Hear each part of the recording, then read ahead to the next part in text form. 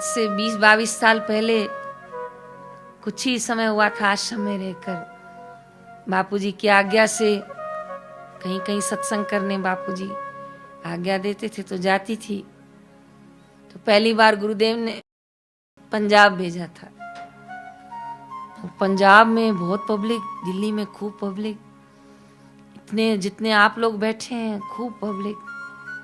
तो देख देख कर मुझे बहुत खुशी होती थी कि बापू को बताऊंगी, बापू इतने सारे लोग आए थे। अब मैं क्या बापू को बताऊं। स्वामी जी विराजमान होते हैं तो नजरें खूट जाती हैं पर जनता खूटती नहीं, सत्संग ही नहीं खूटते। उन बापू को मैं क्या बताऊं। लेकिन ये मन वैराग्य जो नहीं था, खुश हो गई और आखिर ऐसा काम किया। यहाँ आई और यहाँ फोन नहीं थी, तब ऐसे वाले फोन चलते थे, याद आ गया। तो वो बड़े आश्रम गई मैं उधर, और वो हमारे एसटीडी वाले भैया को बोला कि मेरे को बापूजी से बात कराओ ना। तो बोला बहन जी कोई जरूरी काम है। मैंने कहा हाँ बहुत जरूरी मुझे लग रहा था बहुत जरूरी है। मैं बताऊं तो सही, इतने लोग आए, वैराग्य तो था नहीं, समझ भी नहीं थी इतनी। तो बापूजी ने जैसे उठाया, मैंने प्रणाम किया और पूछा भी नहीं स्वामी जी ने कि कितनी पब्लिक थी, कौन था। मैं खुद ही बोलने लग गई, स्वामी जी यहाँ यहाँ कार्यक्रम हुआ, बापू यहाँ यहाँ इतनी भीड़ थी, सब बताने लगे। बापू तो क्या बताऊं मैं आपको, उस शिष्य की नाड़ी पर बस हाथ रखने की देर है, शायद हाथ भी नहीं रखना पड़े।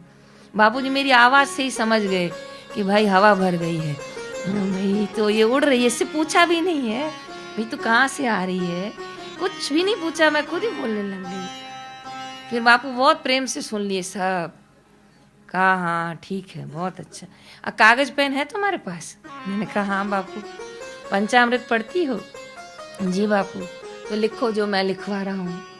तो फिर लिखवाया कि प्रतिष्ठाने, बोलिए तो, डुक्करनी विष्ठा जेवो जानिए।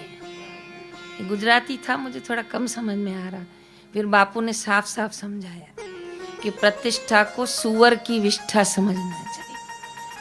तो जहाँ सुअर की विष्ठा पड़ी होती है वहाँ ज़्यादा देर खड़ा है, चल दिया, सत्संग किया, सेवा की और वहाँ से चल दिया। तो ये कितना उपकार है बापू का, सोचिए। चरण धो के पिए हम, रोम रोम से ऋणी है कि हमें उलझने नहीं देते, कहीं फंसने नहीं देते। ऐसे सदगुरु सिर पर हाथ हो ना, तो ये मान प्रतिष्ठा क्या, वो गुरु कृपा का बल ऐसा है कि वो जन्म मरण में भी कहीं फंसेगा, निकल जाएगा वहां से। बस उसका वैराग्य प्रबल हो, बोलो उसका वैराग्य प्रबल हो, मन से भी हो, विचारों से भी हो, बुद्धि से भी हो।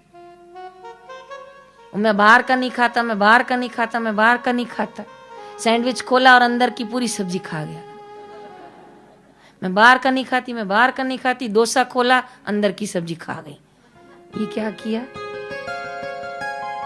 ये कैसा वैराग्य है? कई बार ऐसे भी होते हैं, मैं खा नहीं रही हूं, चक्के देख रही हूं बस।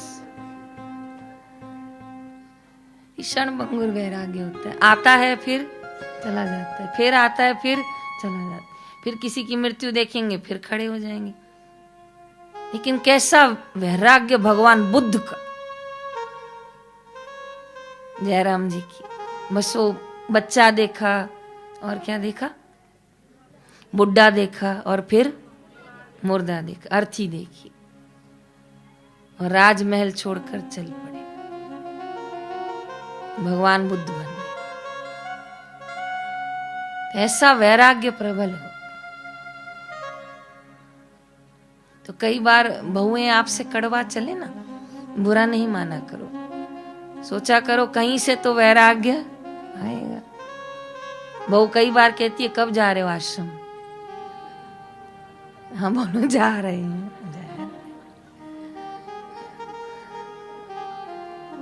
सोचो क्यों पूछ रही हैं? वैराग्य को जगाए।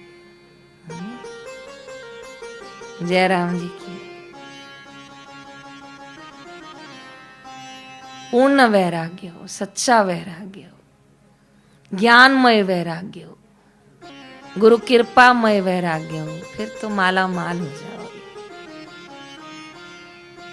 आसक्ति छोड़ो। कितने लोग दूसरे जन्मों में सर्प बनते हैं क्योंकि उनको घर के किसी चीज में नहीं पर धन संपन्नता में मोह होता है, वहीं आके बैठते हैं फिर। इसलिए आज सभी थर्मामीटर लें, क्या नापे? वैराग्य। अगर ऐसा कहीं हो तो मुझे भी दीजिएगा, जिससे पता चले कि हमारा वैराग्य बड़ा है, घटा है, कैसा है। बापू की दृष्टि से तो तुरंत पता चल जाता है। घर में आपको कितनी सुविधाएं हैं। कई लोग तो 2-2 तकिया रख के सोते हैं और यहाँ पे तकिया ही गायब है। हाथ का तकिया बनाओ। क्यों? कुछ दिन ऐसे जिए, वैराग्य बढ़े। और रोज प्रार्थना किया करो, हे भगवान हमें वैराग्य प्राप्त हो। देखो ध्रुव को वैराग्य कैसे लगा, याद करो। हाँ, आ गया। वो अपनी माँ के गोद में बैठने में, सुमति थे क्या, सुनी थी, हाँ सुमति। और वो क्या बोली, सुरुचि, कि मेरे गोद में बैठना है तो मेरी कोख से। तो वो क्या वैराग्य लगा, जो क्या तप किया। ओम नमो भगवते, क्या तप है। भागवत में कितना अद्भुत प्रसंग आता है, भगवान ने शंख का स्पर्श किया है। आज भी वो ध्रुव तारा गगन मंडल में हमारा है। तो एक वाक्य ही तो चुभा, वैराग्य प्राप्त होता है। तो बहुत सुंदर उत्तर दिया आज आप लोगों ने कि वैराग्य कैसे प्राप्त होता है। सर्वोत्तम सर्वश्रेष्ठ गुरु कृपा से अगर हम बहुत ध्यान से सत्संग सुने तो गुरु कृपा से भी खूब वैराग्य प्राप्त होता है।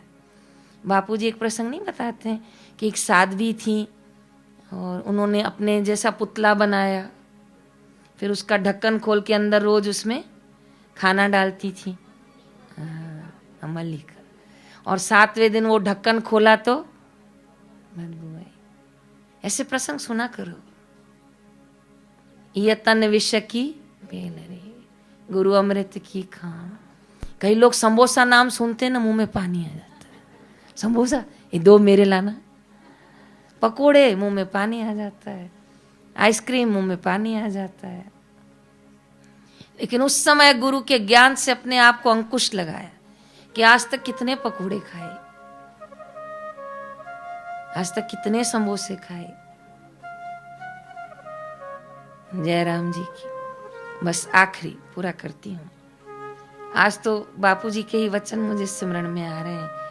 वो एक माँ अपने बच्चे को ले गई संत के पास कि महाराज जी इसको आज्ञा करो कि ये गुड़ खाना, अब याद आ गया। तो कहा नहीं, 3 दिन बाद आना। फिर 3 दिन बाद कहा बच्चा गुड़ खाना कम कर। कहा स्वामी जी छुड़वाया नहीं, कहा 3 दिन बाद आना। फिर 3 दिन बाद, 9 दिन बाद बोला कि गुड़ खाना छोड़। तो स्वामी जी आज बोल रहे हैं, पहले दिन नहीं बोले। तो कहा पहले गुड़ मैं खुद खाता था।